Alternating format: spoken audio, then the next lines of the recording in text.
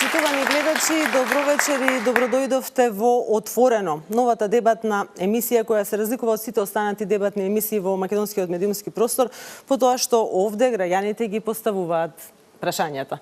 Почитуван граѓански форум, добро вечер и до вас. Ова се луѓето кои вечерва ќе ги постават прашањата од областа на човековите права и затоа во студиото ги имаме експертите за човекови права во Република Македонија, луѓето кои човековите права и нивното исполнување ги одбрале како свој професионален повик господинот Иџет Мемети, народниот правобранител на Република Македонија, Маргарита Цаца Николовска, меѓународен судија во Уставниот суд на Босна и Херцеговина и председател на Институтот за човекови права, невладината организација, покрај тоа 10 години судија во Европскиот суд за човекови права во Страсбур, господинот Душко Миновски, председател на Комисијата за заштита од дискриминација и господјата Уранија Пировска, извршен директор на Хелсиншкиот комитет на Република Македонија.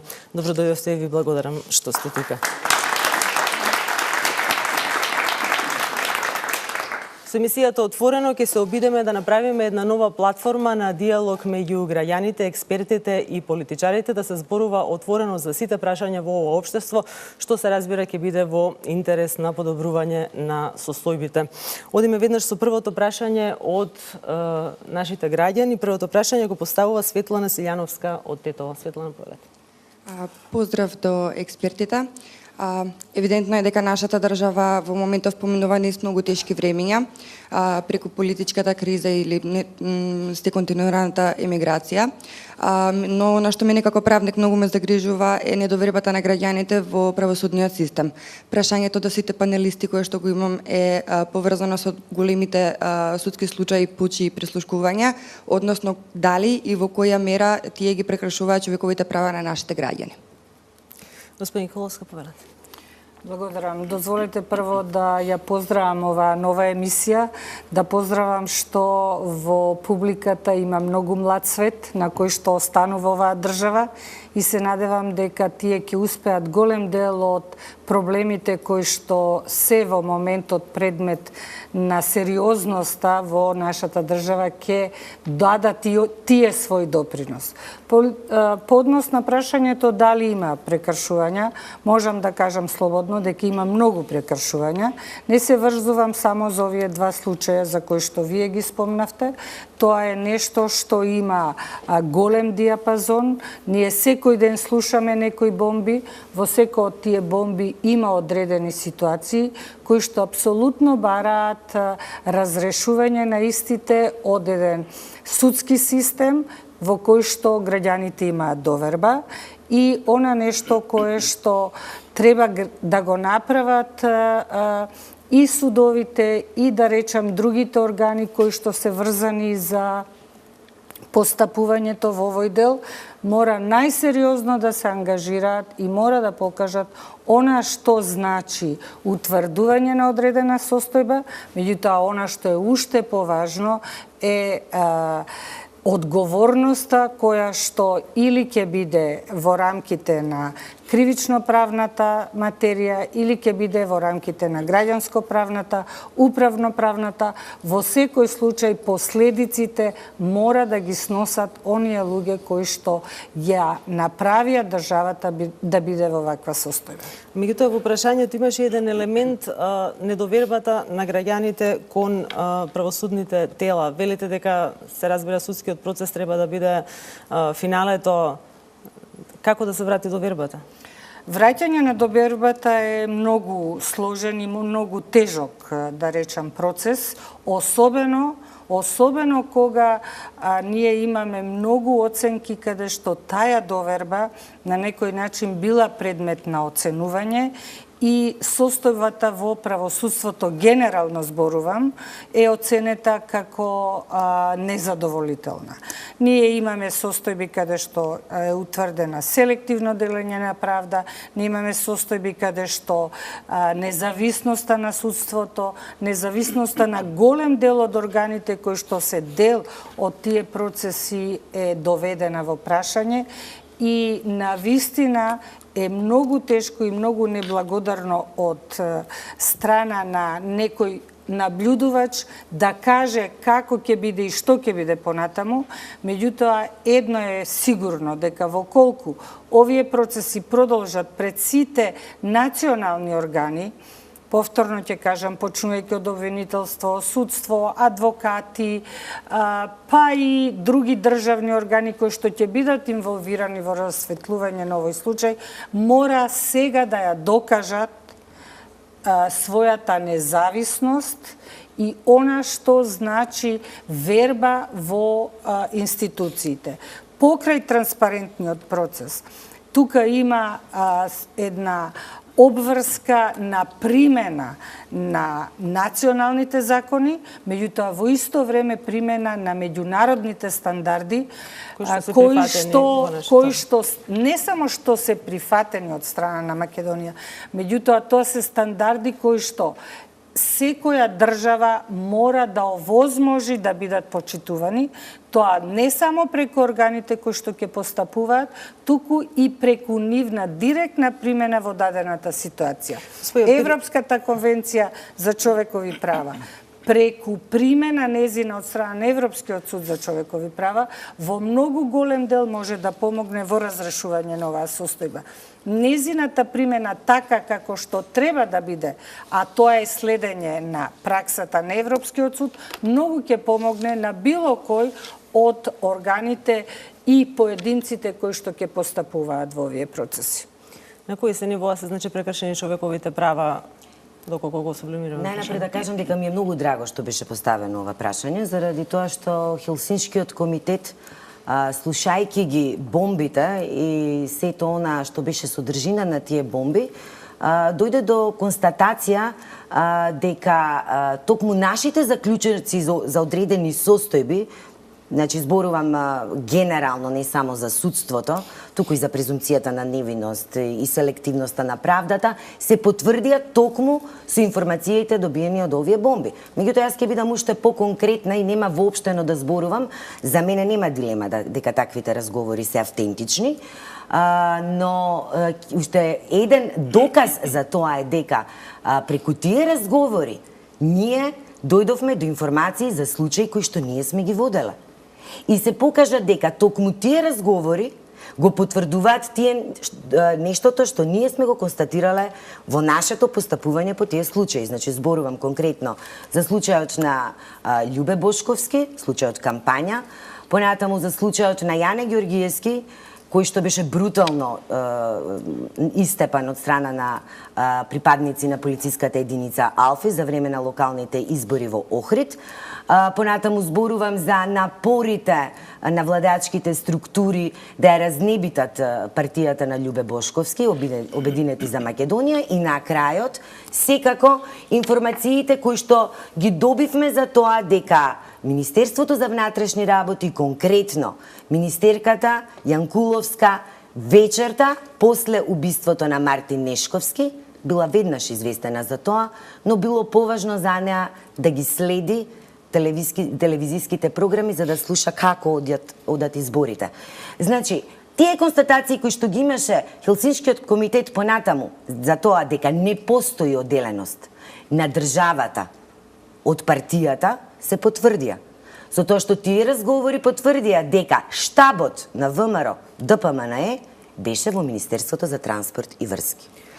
Сите оние значи наводи во тие разговори за коруптивни елементи, за агитација, за договарање за исклучување на лифтови, за подкупување на поднаводници циганите и влечење на циганите за уши на улица, се наводи кои што до Хелсиншкиот комитет беа доставувани од страна на граѓани за време на сите изборни процеси. Господине Миновски, Пировска вели дека е убедена дека се автентични разговорите кои што ги емитува опозицијата овие денови. Значи, ќе го фатиме, се надевам, и одговорот на поставеното прашање на кои се нивоа се прекршуваат човековите права.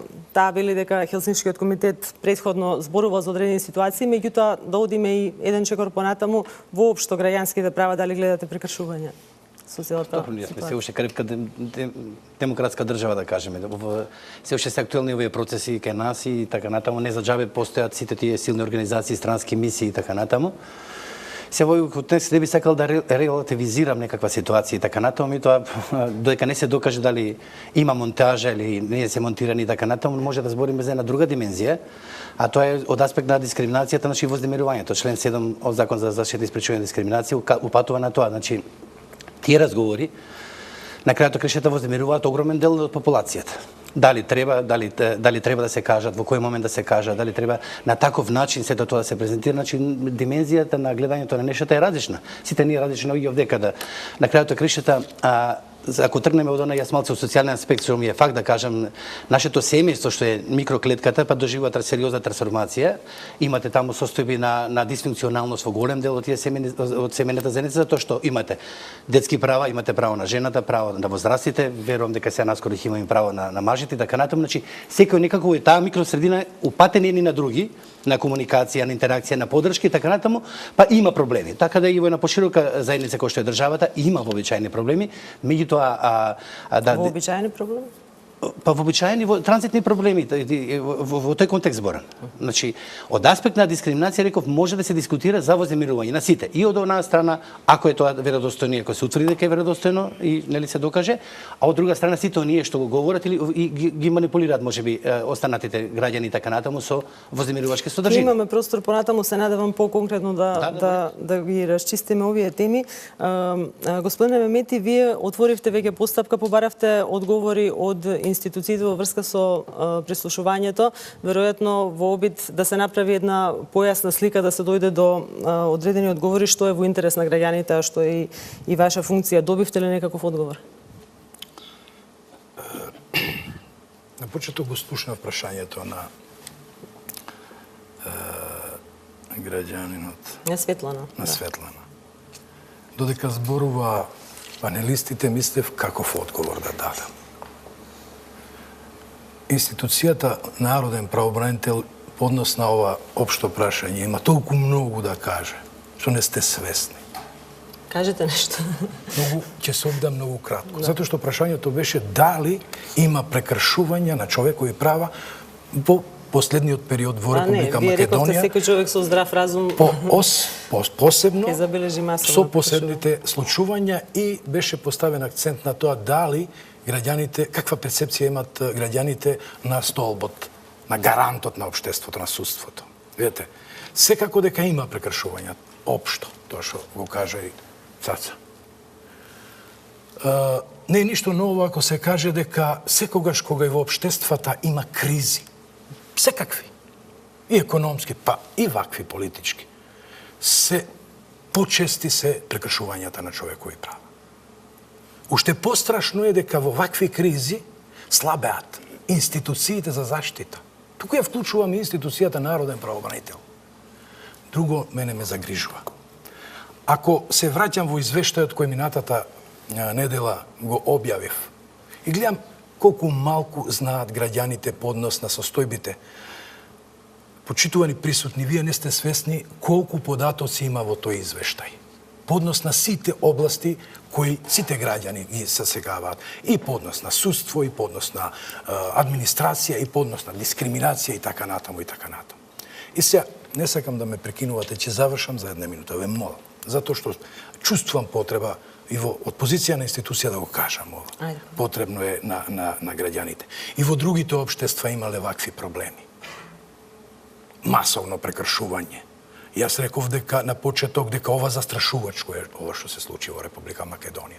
Јас добивам наместо да се охрабрат, добивам впечаток дека полека ја губиме свеста. Не сме свесни во каква криза е нашето општество. И само ако ги отворите порталите и медиумите, ќе видите до кај оди тој говор на омраза. Се враќам уште еднаш во извештајот и во конкретно во вашето прашање. Факт е дека граѓаните во институцијата Народен правобранител носаат информации дека вербата во судството дека пред една година беше дека имаат перцепција дека се селективни, дека остават впечаток и органите на прогонот и тие што одлучуваат дека навиваат за некоја страна, ова година е уште пострашно. Значи се продлабочува кризата. Ова година имам и таква перцепција. Доаѓа граѓанин и вика дека судството, судиите кои одлучуваат се неспособни. Нестручни се. Се согласувате ли вие со тоа? Таа е перцепција на граѓаните. Не е битно дали омбудсманот се согласува. Дали сметате дека Обврска е на омбудсманот тоа јавно да го каже.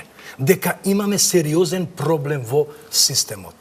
И се враќам уште поназад. Јас го кажав и на една дебата на друго место и овде ќе го кажам. Видите како се развиваат настаните во Република Македонија. Затоа викам дека ја губиме свеста. Додека едниот вика вака. И сега имавме ние малце поинакви мислења. Едниот зборува гледајте како на каков криминален начин владеат. Другиот вика видете како тој дознал како јас владеам. И тоа е многу битно. Не. Битно е тоа што реално и се случува на Република Македонија. Господине Мети, само одговорете ми дали добивте некаков одговор. Да, ќе тука завршувам. Можеби ќе имам само да завршам. Видете, јас отворив постапка како институција по однос на масовното прислушкување. Затоа што нема потреба да се бара согласност и може институцијата, затоа што се работи за поголема група, поголеми повреди на правата, отворив постапка и се обратив до сите 5 релевантни институции кои може да имаат информации. Поставени се неколку прашања и тоа многу сериозно се поставени. До сега е добиен одговор само од една институција, а тоа е Агенцијата за електронски комуникации, која одговара вака. Почитуван правобранител, периодот за кој вие прашувате, од 2011 до 2014, за кој ние сме биле должни да вршиме контрола, надзор, мониторинг, како сакате кажете го, согласно законот за електронски комуникации над овие операторите, не сме извршиле ниту една контрола. Има таа контрола не сме ја завршиле извинувам. од причина што никој не барал од нас. Тоа е. Так. Госпоѓата Маргарита и госпоѓата Уранија. Јас ќе одговорам на прашањето дали требаше овие работи да се кажат, ова Душко што го спомна, во врска со самото прислушкување. Ситуацијата во државата е таква да, еве, и Уранија потенцираше дека многу работи она што во суштина меѓународот се зборува, сега доби потврда преку овие бомби кои што ги слушнавме сите. Мислам дека е крајно време веќе да се расправа околу тоа што се случувало во државата. Мора да почне тоа прашање да се отвара и доволно беше кажување во оваа група или во онаа група на граѓани. Младиот свет, сите граѓани, меѓутоа они највеќе заслужуваат да знаат што се случува. Толку голем број да ја напушта државата, никој да не се праша зошто е тоа така од една страна, а од друга страна да ги имаме овие ситуации за кои што секој дневно слушаме, мислам дека мора ова прашање да се расправа и затоа велам дека мораше овие работи да почнат, да се презентираат и да се искажуваат. Да не зборувам за одговорноста, дека ако некој знаел за овие работи, па не ги кажал. И тука има кривични одговорности, и тука има повреда на одредени човекови права, а да не зборувам за обврската на опозицијата, која што мора, во колку има некои сознанија, да ги презентира. Во ситуацијата, после 24 декември, очигледно дека опозицијата како можен начин да презентира тоа што е, го одбрал овој начин. Кај прислушкувањето две работи. Самото прислушкување и содржината. Сега е веќе дојдено време да почне содржината да се третира и да се разгледува. И уште едно нешто, државата не е само во политичка криза. Државата е во институционална криза, што е уште пострашно. Повелете. За двајцата, значи, само да расчистиме. Не станува збор за кревка демократија и не станува збор за тоа дека се случувало, се случува и ќе се случува тоа. Да се разбереме, ова што се случува во Македонија е преседан. Проверете на Google, па ќе видите дека никаде во светот не се случило такво масовно прислушување какво што сега се случува во Република Македонија. Втора работа, не може да стане збор за тоа да се поврати довербата на граѓаните во независноста на судството. Пазете, вие имате разговор на председателот на Врховен суд, му се јавува министер. Па во секоја цивилизирана држава тоа е скандал. Скандал. Да не зборувам за тоа дека Уставниот суд, кој Уставен суд? Од која ги избра новите членови на тој Уставен суд и не се донесе ниту една одлука која што би кореспондирала со она што значи правда. Со она што значи објективно и непристрасно постапување. За какво вознемирување вие зборувате? Јас само ме интересира само вашето мислење, само една секунда ве молам. Овој обид на правобранител, дали сметате дека може да има некаков ефект? Значи да ги мислам дека народниот правобранител може и да бара и да изврши увид. Директно да оди и да изврши увид во цел оној материјал кој што го поседува Министерството за внатрешни работи, а се материјали од следење на граѓани. Многу добро може да се види на лице место со увид. Тоа прислушкување, дали било примерка, дали е даден налог, дали е дадена дозвола, зашто служеле тие снимки.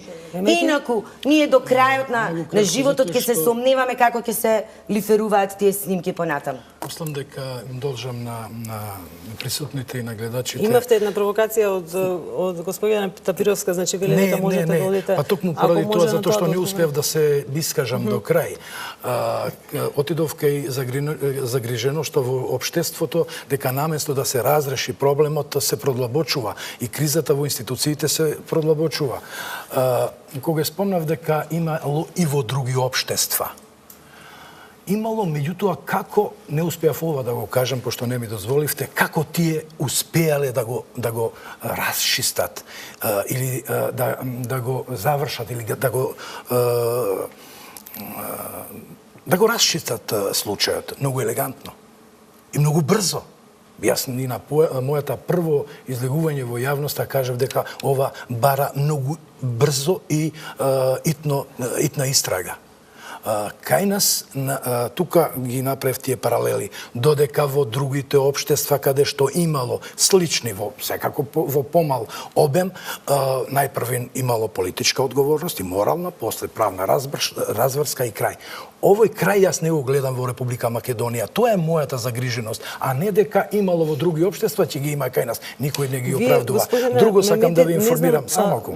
Изгледа како да не очекувате некаков ефект од ова што го почнувате, бидејќи јас не зборувам, не ме сваќате добро, затоа што јас не зборувам за истрагата која ја води народниот правобранител. Ние знаеме што е народен правобранител, сите, и сме свесни. И знаеме што присилен инструментариум има зад неговата. Кога имаш општество во која една собраниска комисија не сме да влезе, јас јавно сум го кажал и го кажувам, дека тоа убаво по однос на овие работи надвор секаква контрола, никој не може да го контролира. Не може собранието да го контролира, не може посебната комисија да го контролира, затоа што добива информација. Јас пред да одам на една емисија и тоа го кажав. Добивам известување од УБК по однос на некој предмет, не за прислушкувањето, за друг предмет.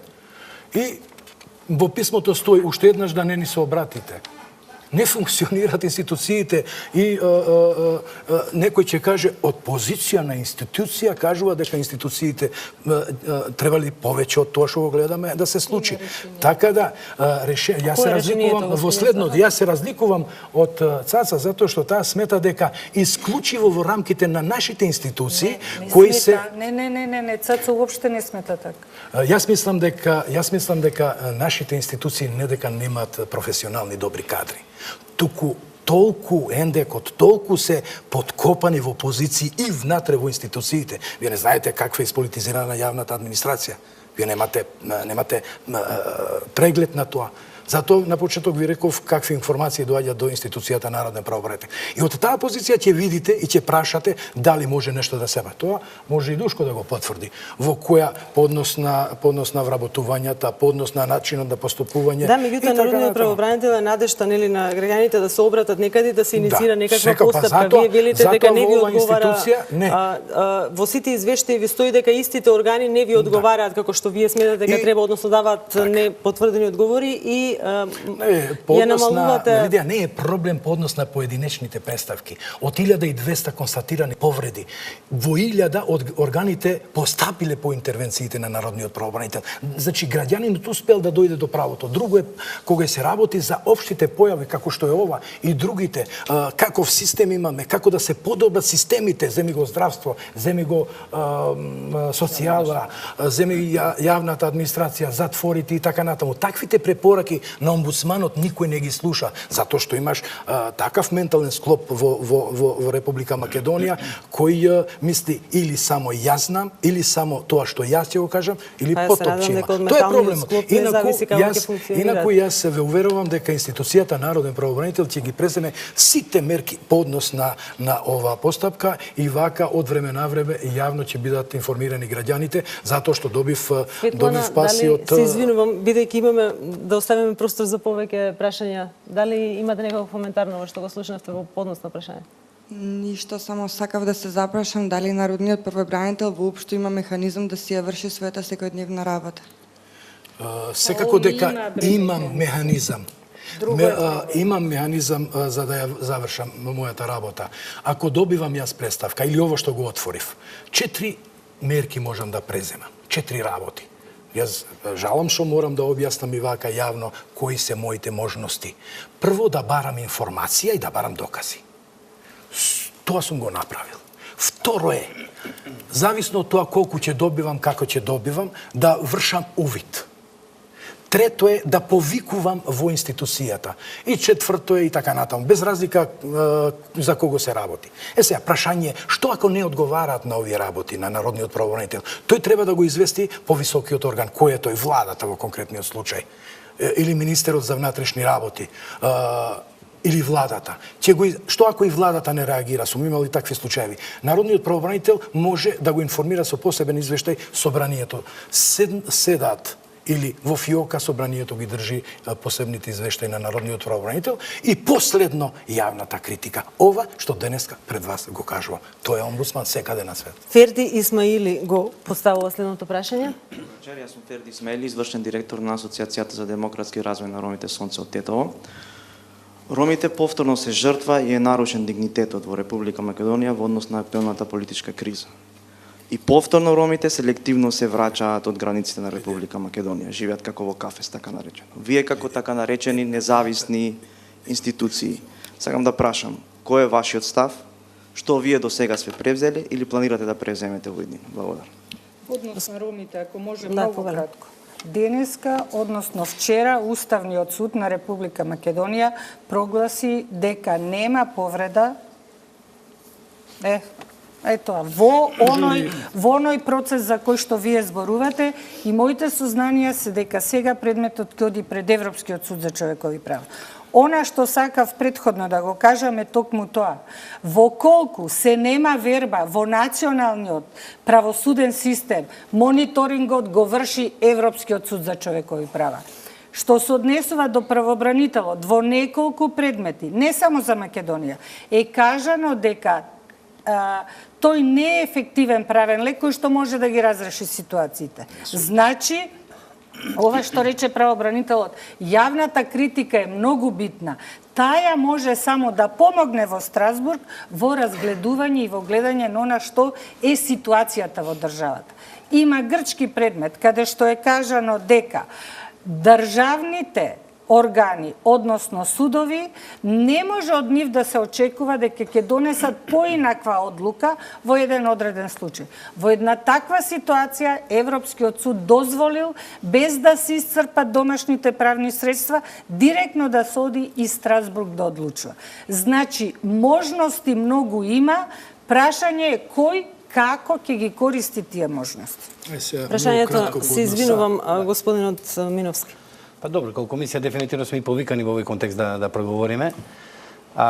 Можеме да гледаме, значи, затоа викам малци и од другата страна на нештата. Значи, ако безвизиот режим е придобивка за Република Македонија за сите граѓани во Република Македонија, вклучувајќи македонци, албанци, роми, власи и така натаму турци, значи, тој е генералниот контекст. Најнаш имаме ситуација каде што некои, не сите, тама работа, за жал, си поигрува се уште со граѓаните роми, кои што, нели, знаеме дека во поголемиот дел имаме пониско социокултурно ниво и така натаму, дека се доста сугестибилни, може да се манипулира и така натаму, и се доведе во контекст губењето на тој безвизен режим. Меѓутоа, евидентно е дека во некои индивидуални случаеви, значи не по секоја цена и секогаш, значи имаме и манипулација, меѓутоа имаме ситуација на прекршување можеби баш од некој си непрофесионален полицаец, го наречам и така натаму, не сите. И ќе ви се случи да дојдете и наместо да влезете во автобусот и нели да извршите рутинска контрола, што е задача, ние мора да шитиме државата. Имате трговија со луѓе, со оружје, со дрога, со 300 чуда.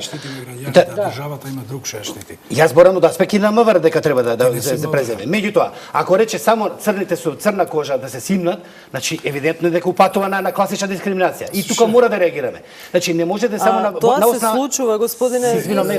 Тоа се случи. Ама сега Дај дозволете една минута. Сум водел предмети по однос.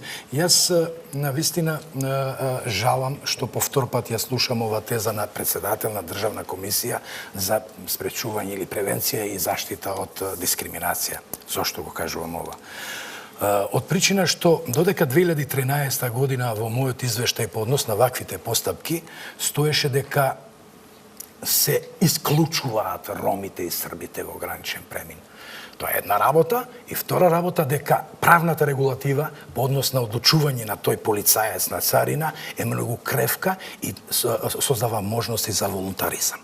Што ни се случи во 2014 година? Ако го отворите извештајот на Народниот правобранител, има еден интересен на почеток случај во кој се кажува дека ромите и албанците беа дискриминирани од страна на МВР по етничка основа и точка. И тоа не може никој да го побие. Денеска во Република Македонија има 2 судски пресуди.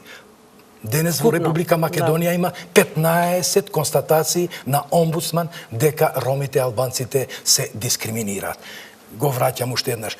Република Македонија има многу слаба, многу лоша законска регулатива по однос на преминот на границата. Луѓе, јавно ќе го кажам, што и се случи на Васка Бајрамовска, заменичка на омбудсманот во Република Македонија. Затоа што законот тоа го дозволува. Ќе дозволите затоа што е многу битно. Затоа што реагиравте тогаш и во јавноста е познато дека нели побаравте одговор од МВР и не добивте. Јас мислам дека со гледачот сакав му должев да му одговарам. Не, секако, меѓутоа дискусијата мора да се одвива подеднакво со одредено време. Термини ние, апсолутно, значи за емоции да внесеме можеме да внесеме многу, ама не е начинот. Значи дека постоеше релативизација во вашето објаснување за тоа како се случува ограничуваме сега јас зборувам. Не, јас морам да ви реплицирам на вас. Бидејќи вие сте председател на Комисијата за заштита од дискриминација, не смеете да си дозволите да релативизирате кога станува збор за едно такво масовно прекршување на правата на една заедница во Република Македонија која што патеме најранлива.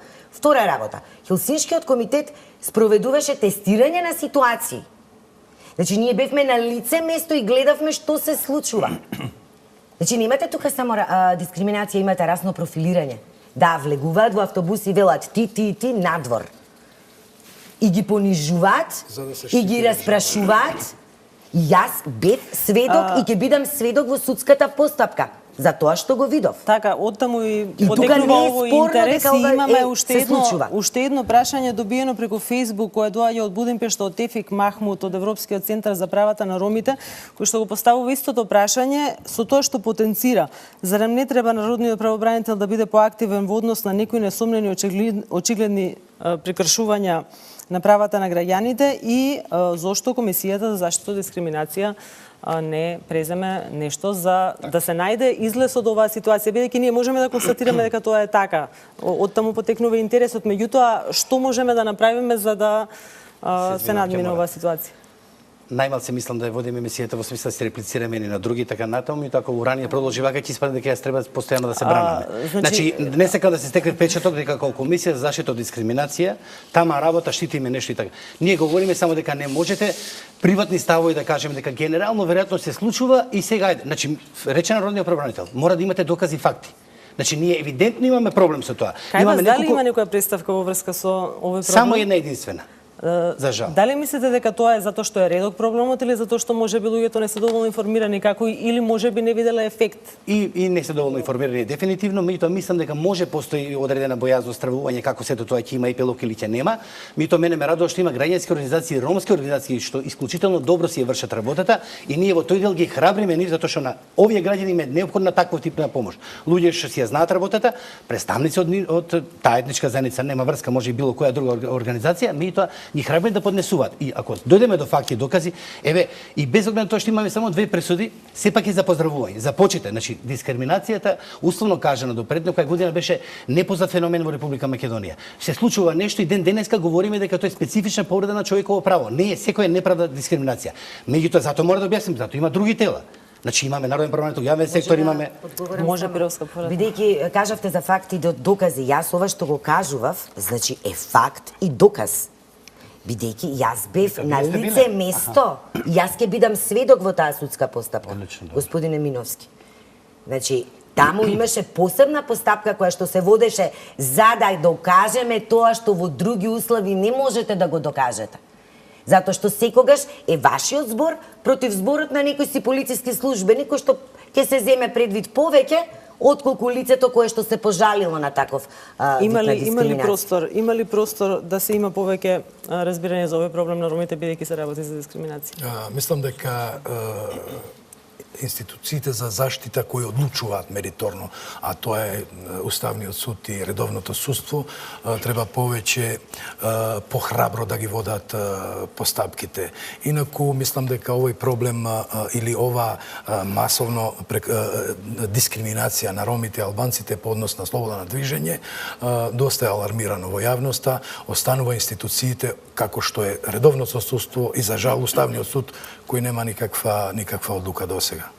Александар, Вчера е донесена да, велите дека Инаку по однос на емоциите, човекови права не се бранат без емоции. така.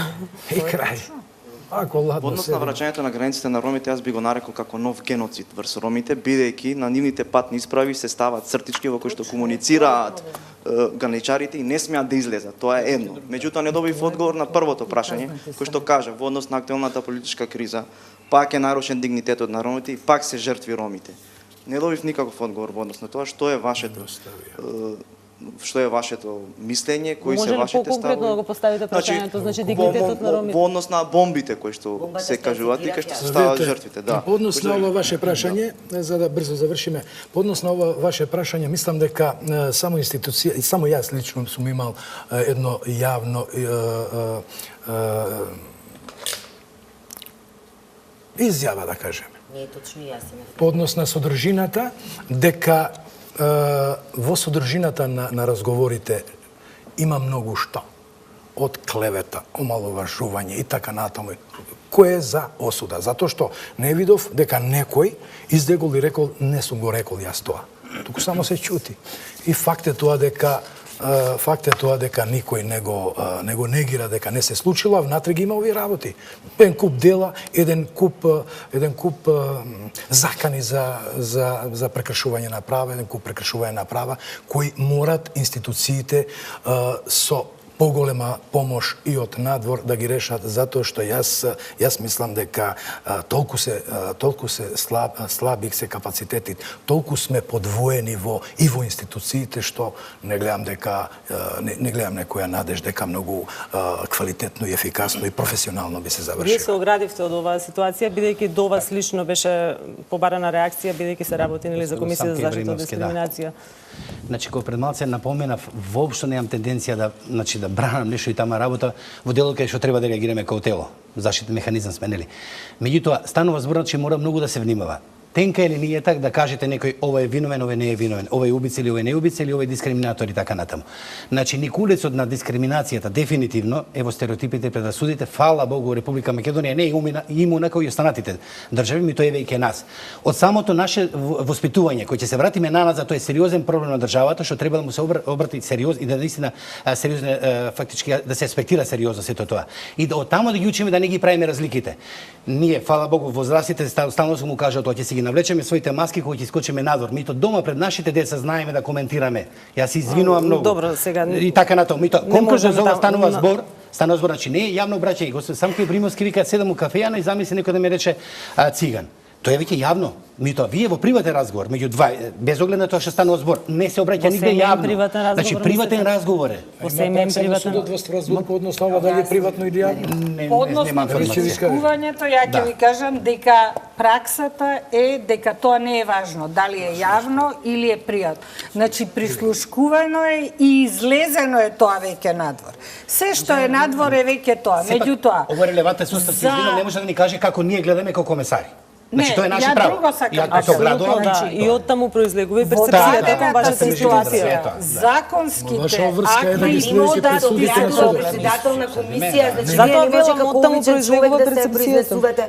Вие сте председател на комисија. Значи државата треба да дава пример на граѓаните. Ние тоа што го слушнавме од разговорите дека нашите функционери имаат најниска свест по однос на тоа што значи ранлива група. Значи, вие кој ќе слушнете од министри дека викаат цигани, џупци, шиптари и така натаму, да не ги редам, немојте да ми кажувате приватен разговор. Тоа се владени функционери. Значи, од тука ја гледате нивната свест за тоа, каков е нивниот однос кон ранливите групи. Значи, бидејќи тие се немокни, не може да се спротистават, затоа ќе ги подкупуваме, ќе ги уценуваме и на секаков може начин ќе ги злоупотребуваме, бидејќи се дел од ранлива група. Не може да ми кажете, јас имам ваков став, така сум воспитуван. Вие сте председател на комисија за дискриминација. Има една... И не сте поставен таму да кажувате ваши лични ставови. Вие ме карате мене? Па не, јас ви кажувам само да знаете која ви е функцијата. Вие не знаете очигледно. Па не знаете. Вие си го знаете. Александар Милошевиќ од Белес би сакала да го реплика повелете, меѓутоа да се обидеме да поставиме барем уште едно прашање, ако може Кус. Господине Миновски, велите дека разговорот во кој ромите ќе се влечат за очи и ќе се носат на гласање е приватен разговор. Значи, таа снимка веројатно потврдувате несвесно ти автентична, низината автентичност не ве чув да ја негирате. Не сум ја вештак. Очигледно не се разбираме. И шитиме страни. Значи станува збор, реков, констатацијата на комисијата е дефинитивно дека станува збор за приватен разговор, не е кажан нити во канцеларија пред значи министер со граѓани, нити на јавно место. Не сум ја вештак, од кај да знам дали е вештак. Кој ќе го извештачат, тогаш ќе кажат, може би не е, а може би е да. Без оглед на се, тој е приватен разговор. Кажува на степен на воспитување вака начин на решение. Да.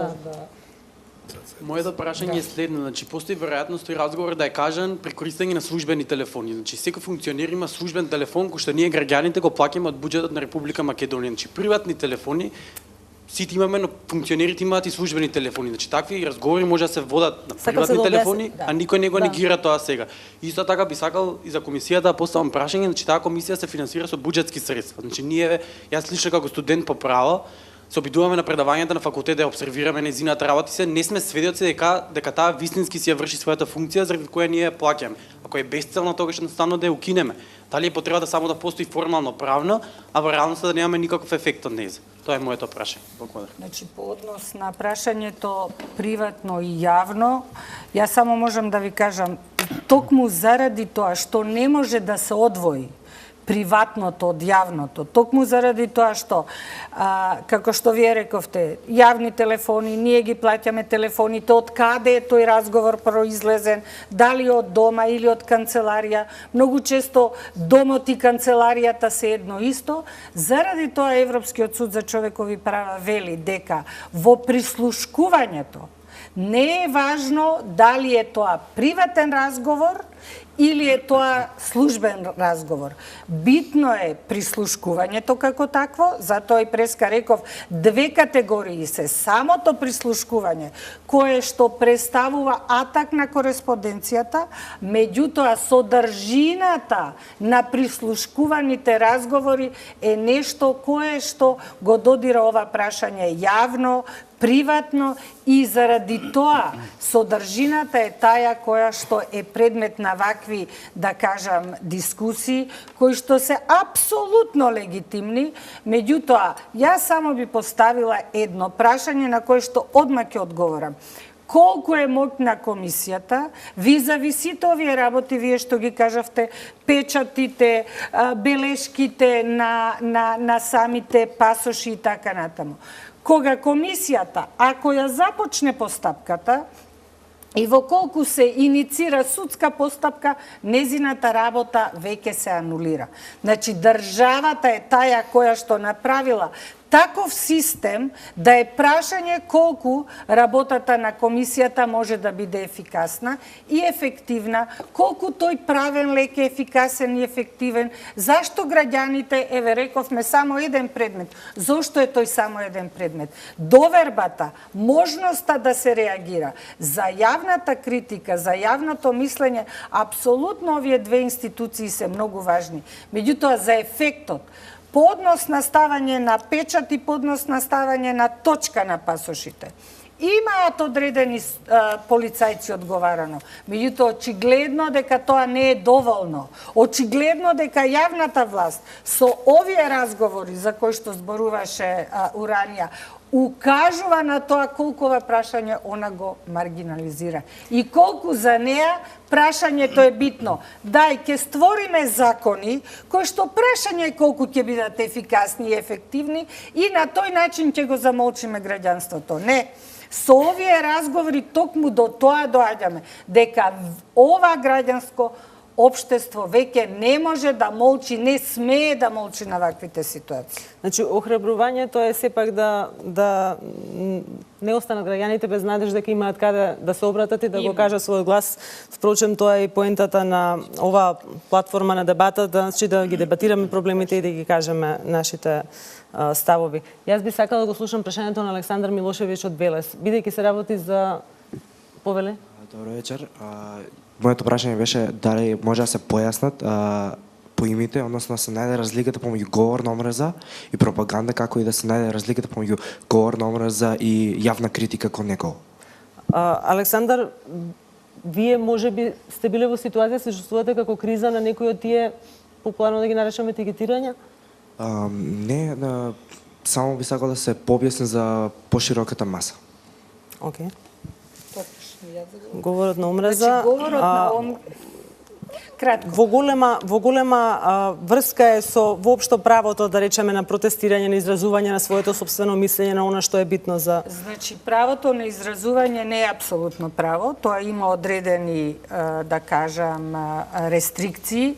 Точно се наведени кога и што, меѓутоа она што е важно во дадената ситуација дека говорот на омраза не треба да се врзува со слободата на изразување во смисла дека може се кој што сака да каже. Говорот на омраза е дефиниран во многу, да кажам, меѓународни документи, кои што некои пошироко даваат можност да се елаборира ова прашање, некои по, да речам, стеснето, меѓутоа од случај до случај многу е препознатлив говорот на омраза. Не можете вие да кажете дека не е говор на омраза некој кој што вели бетонска плоча да стави некаде. Не можете да кажете дека не е говор на омраза оној кој што има некои фашистоидни идеи или говор на омраза да биде исто што и слобода на изразување ако оправдува нешто што е дигнитет, нешто што е во крајна линија основно човеково право. Право на живот, забрана на тортура, право на слобода на изразување, право на протест, право на вера, право на совест. Значи, дебатата не може сите овие работи да ги покрие, меѓутоа за одговор на вашето прашање се прави разлика, можно е да се направи разлика и она што е важно, и македонското национално право го има санкционирано говорот на омраз. Каде е тука обвинителот да работи, каде се тука судовите да работат е друго прашање и мислам дека за да има повеќе дискусија, тука би застанала мислам дека е на моделот. истата тема, дали е на истата тема? Дали е за говорот на омраза? Значи, само да ја збогатиме, бидејќи имаме уште многу малку време, а би сакал сите да ве слушнам на ова прашање. Само нека го постави граѓанинот прашање. Здраво, јас сум Љубомир. ЛГБТ и Центарот за поддршка доживеа 6 напади. Во ниеден од овие напади не беше санкциониран. Во два од случаеве, пред и по нападите, имаше говор на омраза на одредени медиуми и на интернет профили, на Facebook профили на одредени јавни личности. Поради тоа што сексуални ориентации и родов идентитет не се наведени као посебни основи ниту во Законот за спречување од дискриминација, ниту во... Мора да го слушаме веќе прашањето. Прашањето, молам. Прашање да поставете. Добра, дали мислите дека е потребна реформа во законските механизми за спречување и превенција од дискриминација, говор на омраза, кон заедницата ЛГБТ и дела до омраза насочени кон ЛГБТ и луѓето, и дали институциите што ги представувате имаат направено до сега нешто во однос на тоа прашање? Да, накратко. Значи, дефинитивно актуелно прашање и буди разни дилеми и така натаму. Дали вашата институција има нешто направено, дали... Во ред, морам да кажам во контекст што господин Цаца убаво го објасни, говор на омраза и така натаму, патува на вознемирување, повторно ќе кажам, што е во облик на дискриминација во Закон за заштита и спречување. Значи, ако се ствара непријателска атмосфера, ако едноставно ви прави лични непријателски чувства и така натаму, во тој дел, значи, веќе може да се говори за говор на омраза и така натаму. Иначе слободата на говор исто така и објасни господин Цаца. Ние да, и покрај тоа што не е експлицитно наведена, бидејќи листата кај нас во Закон за заштита и спречување дискриминација основите се 19, не е затворена листата, ние по други останати маргинализирани заедници третираме представки, имаме најголем број на од сите други основи, најголем решени каде што има дискриминација констатирано. И сметаме дека треба да биде во законот доколку дојде до измена. За жал, сите 6 напади кои што се случија на ЛГБТ Центарот за поддршка и на подружница на Хелсиншкиот комитет за човекови права, за ниту еден од нападите, ниту институцијата Народен правобранител, ниту Комисијата за заштита од дискриминација не излегува со осуда на овој напад. За случаите на говор на омраза ние поднесовме веќе кривични пријави против Миленко и Јанко. Кривичната пријава ни беше, значи, отфрлена. Се обративме до вишето јавно обвинителство и сега на крајот нели ќе ни остане да се обратиме до основниот до јавниот обвинител на Република Македонија, господинот Зврлевски. Јас не очекувам да има исход од овие кривични пријави, од проста причина што јавниот обвинител не знаеше дека во Република Македонија ЛГБТ и Центарот за поддршка бил 6 пати нападнат, а инаку можеше екс официо да покрене постапка. Од која што се уште не е правосилна, нели, меѓутоа се пресуди 7 месеци затвор за напаѓачот на представник на ЛГБТ заедницата од Маршот на толеранција 2012 година. Може ли тоа да отвори во овие? Така, да, меѓутоа велам дека е сепак напад над представникот оваа заедница и дека можеби можеме да видиме некакво отворање на... Не е така заради тоа што не ни беше прифатено барањето да се третира како дело повреда на равноправноста на граѓаните. Се третираше само како насилство. Човекот доби 7 месеци, сега се уште е по жалба предметот. Значи, ние овие предмети, претходно што ги спомнав, за говорот на омраза, ќе ги тераме до крај. Не верувам, ви велам дека ќе добиеме нешто од обвинителство, меѓутоа ќе стигнат до Европскиот суд за човекови права во Страсбург. Кратко само за говорот на омраза, судиката супер тоа го објасни, уште има еден елемент кој што многу се цени во праксата на Европскиот суд за човекови права е која личност и кој медиум го шири говорот на омраза, односно неговото влијание и колкаво е кон одредени групи. Во случајот на Јанко и на Миленко и обајцата имаат над 40.000 следбеници. Нашиот обвинител сметаше дека тоа не е опасно и покрај фактот дека говорот на омраза на крај продуцира дела сторени од омраза, зашто имаме исто така регистрирани случаи. Ќе се обидам во дел на прашањето, затоа што беше на крај поставено прашање дали нашиот правен систем овозможува добра заштита. Видете, ние имаме општ проблем по однос на правната регулатива во Република Македонија. Често излегувам и го кажувам тоа, дека носиме нетранспарентно закони. Но мислиме дека законите технички само ќе ги напишеме, тоа е најлесна работа. Воопшто не оборнуваме внимание за состојбите, за нивото на развитокот на општеството, за менталитетот, дали може да се спроведат и така натаму. Ние сметаме дека тие се технички работи, ќе ги донесеме и мислам дека општеството гори помеѓу желбата за да има добра правна регулатива во мислите, која не им вреди за ништо на граѓаните.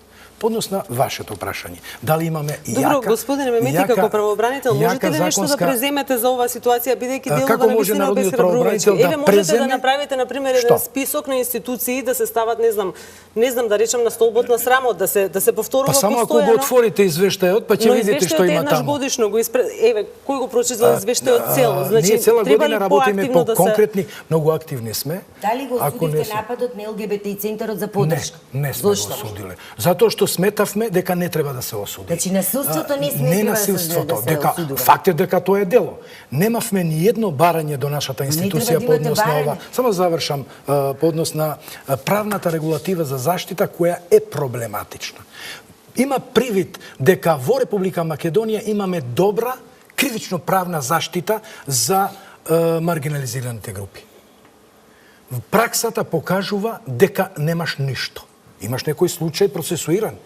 Во земја која сакаш институција, земја институцијата Народен правобранител, дали некој се обратил и Народниот правобранител успеал да спроведе, никој досега не се обратил, за да тој спроведе постапка. И не гајам илузии дека ако се обраќате да водам постапка, ќе ја завршам и органот ќе го убедам дека имал говор на омраза или дека имало насилство. За насилство треба судството да одлучува, односно органот на прогонот треба да ја тера. Не препознавате ЛГБТ и заедницата како присутна во Република Македонија. Ако за вас се сите граѓани еднакви, без оглед, значи да не ги редам сите и сексуалната ориентација. Зошто не излеговте да го прашате Зврлевски, зошто не покренува постапка? Зошто не ги пронаоѓа? Да го прашам дали тој не сум јас невладина организација. Видете, има една разлика што јас се согласувам. Меѓутоа јас се согласувам со вас дека институцијата Народен правобранител може многу што. Зашто не ги осудивте, ве прашам? Чекајте само малку, не сум невладин сектор јас.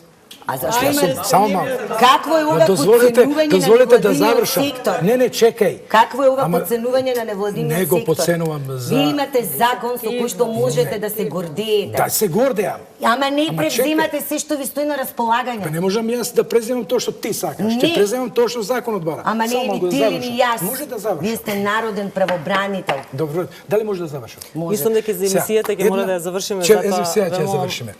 Една работа ќе ви кажам. Која е разликата помеѓу тоа што значи да излезе јавно и да каже нешто, да каже став, да осуди и така натаму на институција омбудсман, Народен правобранител и невладен сектор? Ама ве молам, мислам, прашањето беше конкретно како ќе се заштитат, значи, оваа категорија на луѓе, ЛГБТ заедницата. Јас дадов одговор, ако дозволите реплика да дадем на ова. А репликата е во следното. Дека на Пировска. На Уранија. Пировска. Да. Репликата е во следното, дека се согласувам дека институцијата од време на време, кога ја гледа девијантни појави во општеството, треба да излезе и да го изнесе својот став. Но не секогаш институцијата треба да цени. Зошто ова? За разлика, и вие сите знаете, има разлика Уранија помеѓу невладин сектор и омбудсман. Која е таа разлика? И едните и другите се обидуваат да штитат, додека невладината организација, омбудсманот е врзан за да штити индивидуално право. Врзан за да осудите. И сте излегували и сте осудували, ние тоа го знаеме. 6 напади, во кои последните 2 напади луѓе беа повредени. Повредени беа. Не сте излегли. Само една работа да ви кажам. Јас мора да почитувам одредена процедура. Значи има поеднакви од еднаквите. Ако не спроведем процедура, Што од тоа? Ќе излезе само ова што го реков за судството, нашиот правосуден систем не чини. Значи, има човековите поеднакви од права еднаквите. е една огромна област, интересот е голем. Јас навистина се надевам дека во некоја од следните емисии ќе имаме уште повеќе луѓе во публиката. Ни останаа многу прашања неотворени, меѓутоа толку е терминот. Сепак мене ме радува што успеавме да направиме една ваква дискусија што ги слушнавме граѓаните и на крајот на краиштата што сите вие кои што представувате институција, невладина организација, заложба за борба за човековите права, ја видовте и перцепцијата на дел од граѓаните кон вашите институции за која што во голема мерка сте одговорни вие самите. Многу ви благодарам за одважноста што се појавивте во првата емисија Отворено, во која што и понатаму ќе отвараме теми од интерес за граѓаните и во која што граѓаните ќе прашуваат. Ви благодарам на вниманието. Пријатно.